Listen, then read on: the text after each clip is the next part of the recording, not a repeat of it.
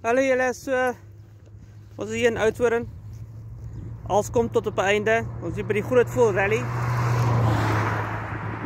Lekker gery met die XR125. Nou gaan ons terug Kaap toe. 'n Goeie 400 km vir my om te ry. Gaan dit rustig vat terug Kaap toe. En die XR hy ry nog lekker my bro. Die ding ry soos 'n bom.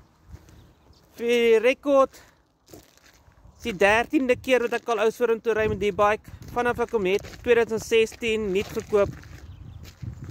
Ek het persoonlik 133.000 km op die bike gedoen.